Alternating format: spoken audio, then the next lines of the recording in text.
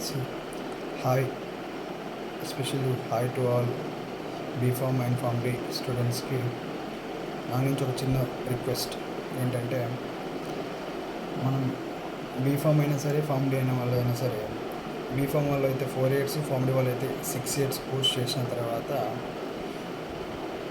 మనకు పాస్డ్ అయిన తర్వాత సో జాబ్లో సెటిల్ అవ్వాలని ఒక డ్రీమ్ ఉంటుంది. సో మనందరికీ తెలిసినది ఏంటంటే, కోర్స్ అయిపోయిన వెంటనే మనకి లాట్ ఆఫ్ ప్రైవేట్ సెక్టర్లో ఉంటాయి, బీఫామ్ వాళ్ళకైతే ఫామ్ డి వాళ్ళకైతేనేమి. బట్ ఫామ్ డి వాళ్ళకు ప్రైవేట్ సెక్టార్తో పాటుగా క్లినికల్ సైడ్ కూడా ఒక జాబ్ ఉంటుంది. మనం దాన్ని క్లినికల్ ఫార్మసిస్ట్ అంటాం. చాలామంది దీని గురించి తెలియక డిఎంఓగా చేస్తున్నారు, డ్యూటీ మెడికల్ ఆఫీసర్. అది కూడా దట్టు తక్కువ శాలరీ కోసం వర్క్ చేస్తున్నారు. మినిమం అంటే మ్యాక్సిమం ఏ హాస్పిటల్ అయినా ఫామ్ డి వాళ్ళకి ఇచ్చేది డిఎంఓగా చేస్తే 16,000. మీరు 6 years చదివి 6 years 6 lakhs కట్టి 15,000కి మీరు వర్క్ చేస్తున్నారంటే చూడండి.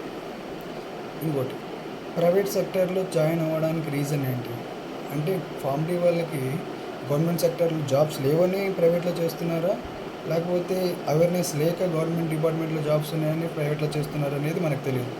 సో నేను ఇక్కడ ఏం చెప్తున్నానంటే, చాలామందికి ఇష్టమే గవర్నమెంట్ జాబ్లో గవర్నమెంట్ డిపార్ట్మెంట్లో జాబ్ చేయాలని. But no one ready to come forward and represent the letter regarding vacancies which are present in the AP regarding DA కావచ్చు, డ్రగ్ ఇన్స్పెక్టర్ కావచ్చు, ఫార్మసిస్ట్ కావచ్చు, అనలిస్ట్ కావచ్చు, అసిస్టెంట్ ప్రొఫెసర్ కావచ్చు. సో వీటన్నిటికీ form D వాళ్ళు eligible, B Pharm వాళ్ళు eligible. ఈ notifications వచ్చిన తర్వాత అందరికీ ఇంట్రెస్ట్ గవర్నమెంట్ సెక్టర్లో జాబ్ కొట్టాలని. బట్ ఆ నోటిఫికేషన్ రావట్లేదు. దాదాపుగా 2012లో వచ్చిన నోటిఫికేషన్, ఇంతవరకు నోటిఫికేషన్స్ రాలేదనే బాధ మాత్రం ఎవరికి లేదు.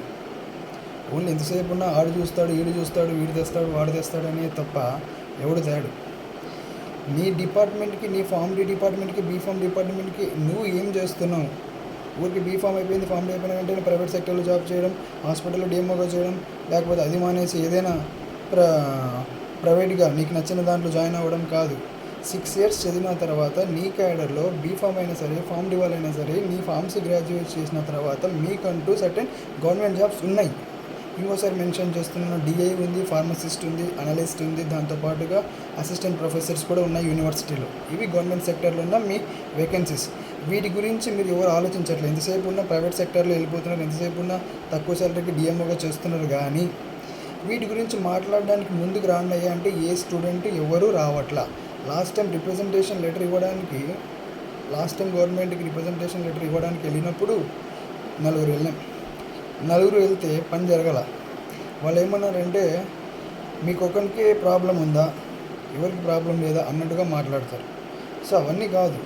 ఇప్పుడు నీకు నిజంగా నీ సెక్టార్లో, నీ డిపార్ట్మెంట్లో నీకు జాబ్ కావాలి అనుకుంటే, నువ్వు నీ ఫామ్ డి డిపార్ట్మెంట్లో ఉన్న నీ స్టూడెంట్స్కి, నీ ఫ్రెండ్స్కి, అందరికీ ఏ బ్యాచ్లో ఉంటే ఆ బ్యాచ్ వాళ్ళందరికీ మోటివేట్ చేసి, ఇలా సో డిపార్ట్మెంట్కి వెళ్ళి కలిసి, ఆ బీఫామ్ అయితేనేమి, ఫామ్ డి వాళ్ళు అయితేనేమి వెళ్ళి ఇండివిజువల్గా మీరంతకు మీరు క్లాస్లో లీడ్ తీసుకొని వాళ్ళందరికీ ఎక్స్ప్లెయిన్ చేస్తూ, మళ్ళీ జూనియర్స్కి ఎక్స్ప్లెయిన్ చేస్తూ, ఆ జూనియర్స్ సబ్ జూనియర్స్కి ఎక్స్ప్లెయిన్ చేస్తూ, దీని గురించి ఇలా మనం మాట్లాడదాం, ఇలా రిప్రజెంటేషన్ లెటర్ ఇద్దాం అని మీ అంతకు మీరు లీడ్ తీసుకొని ప్రతి ఏపీలో ఉన్న ప్రతి ఒక్క స్టేట్లో ఈ వీడియో పాస్ అవుతే మీరు ఖచ్చితంగా ఒక్కొక్క ఇయర్కి వెళ్ళి, ఒక్కొక్క ఇయర్లో మీరు ఆ జాబ్స్ గురించి, వేకెన్సీస్ గురించి మీరు మాట్లాడి వాళ్ళతో లెటర్ రాపించుకొని, ఓకేనా, మీ ఫ్రెండ్స్తో లెటర్ రాపించుకొని సిగ్నేచర్ చేసి మీరు కనుక ముందుకొచ్చి ఆ వేకెన్సీస్ గురించి మాట్లాడితే కానీ గవర్నమెంట్కి మనకి వర్కౌట్ కాదు. ఎందుకంటే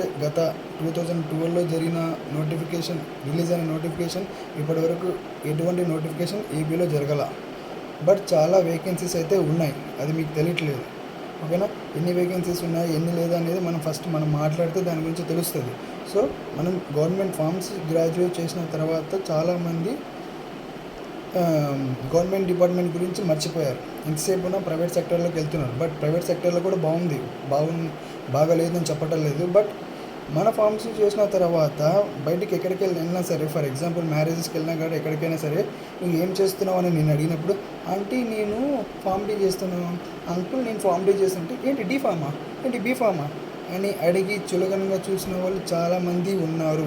వాళ్ళందరికీ నువ్వు ఆన్సర్ చెప్పలేక తల దించుకుంటున్నావు సో అండ్ సో డిపార్ట్మెంట్ గురించి. నువ్వు 6 ఇయర్స్ ఫామ్ డి చేసి 4 ఇయర్స్ బీ ఫామ్ చేసి నువ్వు వాళ్ళు అడిగిన క్వశ్చన్కి తల దించుకొని సమాధానం చెప్తున్నావంటే నువ్వు చేసిన కోర్స్కి నువ్వు చేసిన డిపార్ట్మెంట్కి వాల్యూ ఏముంది? 6 ఇయర్స్ 6 lakhs కట్టి ఒకరు అడిగిన దానికి సమాధానం చెప్పలేకపోతున్నావు అంటే అక్కడ గవర్నమెంట్లో వేకెన్సీస్ లేకనా, లేకుంటే నీకు ఇంట్రెస్ట్ లేకనా, లేకుంటే మనకెందుకులే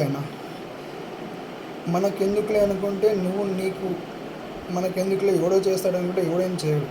నీ అంతకు నువ్వు సెల్ఫ్గా పైకి వచ్చి మీ క్లాస్లో ఉన్న వాళ్ళకి చెప్పి, మీ జూనియర్స్కి చెప్పి, ఆ సబ్ జూనియర్స్కి చెప్పి ఇలా మనం దాని గురించి మాట్లాడదాం, సో అండ్ సో గురించి మాట్లాడదాం, గవర్నమెంట్ దగ్గరికి తీసుకెళ్తాం.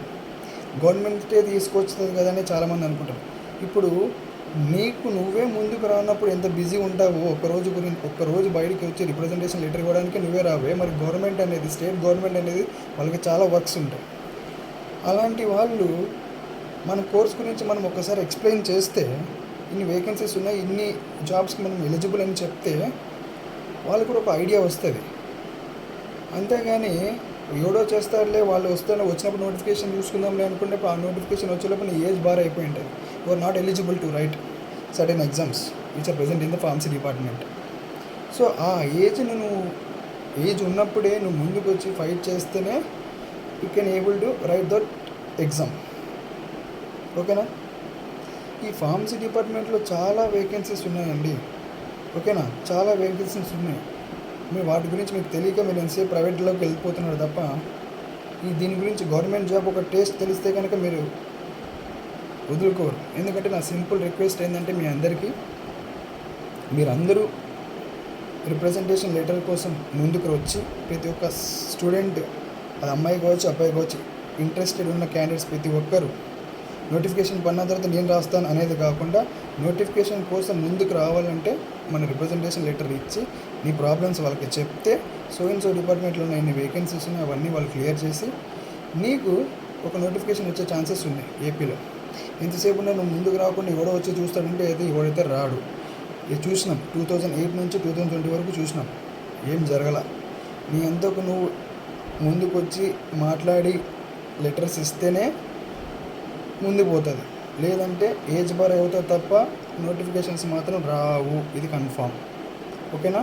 So once again I'm insisting you all, please come forward to give representation letter to this new government. పిఠాపురంకి నేను వెళ్తున్నాను, నాతో పాటు మీరందరూ వస్తున్నారా లేదా? బీఫామ్ స్టూడెంట్స్ కానీ ఫార్మసీ స్టూడెంట్స్ కానీ మీకు నిజంగా మీరు తల ఎత్తుకుని సమాధానం చెప్పాలనుకుంటే అడిగిన వాళ్ళకి ఇప్పుడు మీరు మంచి క్యాడర్లో సెటిల్ అవ్వాలి.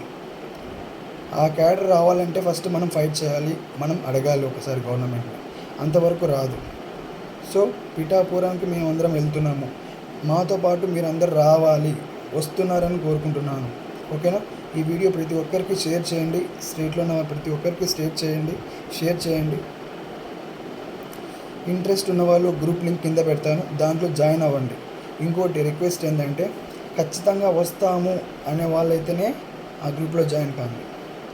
ఇప్పుడు వస్తామని చెప్పి తర్వాత అపాయింట్మెంట్ దొరికిన తర్వాత మేము రాము అనే వాళ్ళైతే జాయిన్ కాకండి ప్లీజ్. It's my request.